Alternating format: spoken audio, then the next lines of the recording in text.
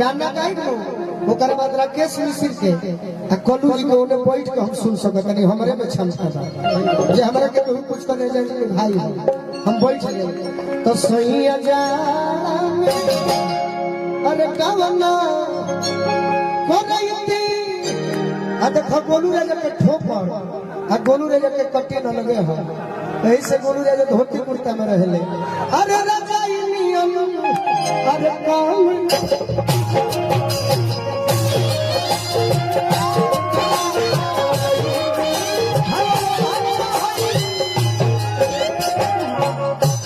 अच्छा भैया आनंद आई हा कथा ना करी जोर से ताली बजा के हालत को बताओ आ है कहो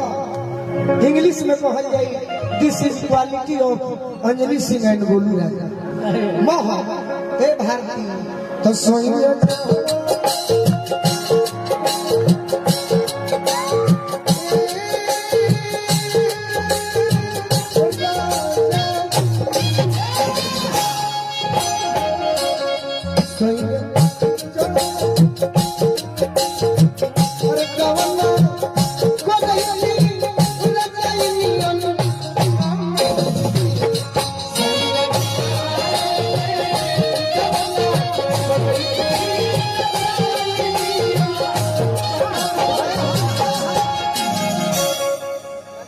पिंटू भैया गुड्डू भैया टुनटुन भैया हो का कर गोली लगला से दिमाग भ्रष्ट हो गया माने भ्रष्ट माने का याददाश्त फंसल नस में न्यूरो में प्रॉब्लम है गलती ना टुनटुन भैया हमार बड़ी पुरान पैसा की कहां ए भारती अब है मेहरा ये पूजा है ले आओ हमने के बारी बारी से क्लास में अब पूजा कर रही है हमरे ओरिया रे राजा हमरे ओरिया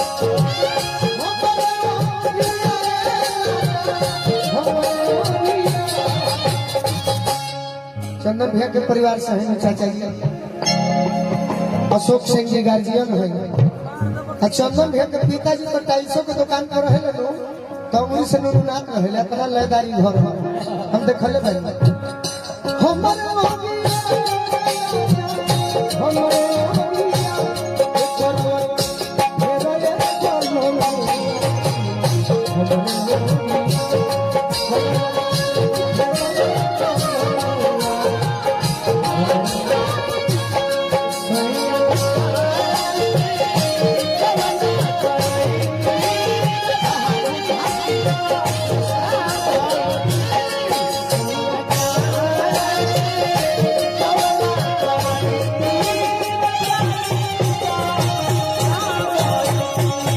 गार्जियन हमारे दिनेश सिंह जी की ओर से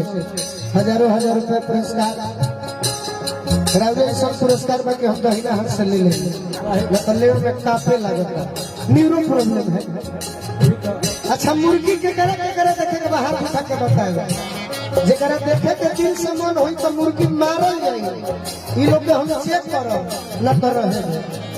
अब जेकरा दिल से देखे के बाहर उठा के बताएगा बड़ी संख्या कम वाला है देखे ना तनी मुर्गिया मरवा देला से नचनिया लोग के कला के जांच होई जाला सही है मैडम हने आओ ना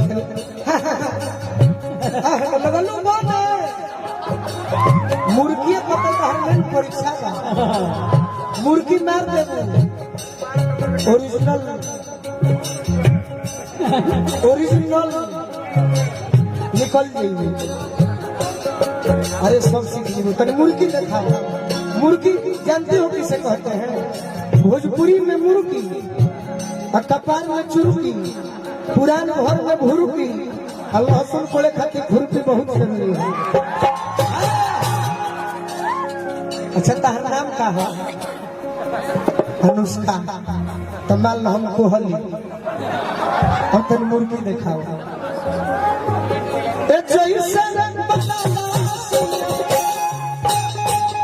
निमन ने बा मिला जी के जा प्रयास करो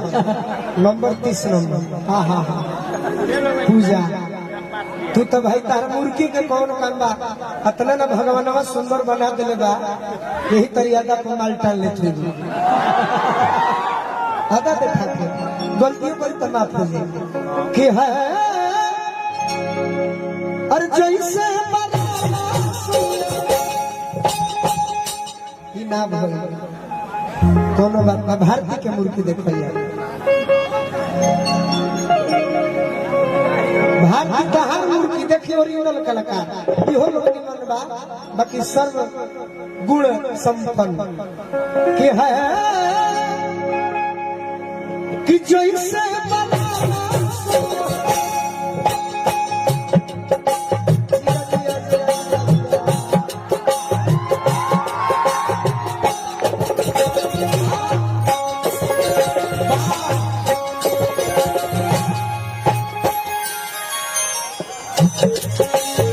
बजा दिया कलाकार अच्छा सुनो अपना बिरजू महाराज के दिखा दिली अभी मर्दवा के बाकी बा अब ऐसा मरब तब जानब जे ओरिजिनल बा इनाम रही 5 लाख मार देवे तो 5 लाख अभी गिन दे खरवासों में जैसे कि खरवास में हम ठेकेदार बन जाइला नथुनी जा दुनिया रोड बोर्ड के देखो मार देवे तो 5 लाख की है अरे जैसे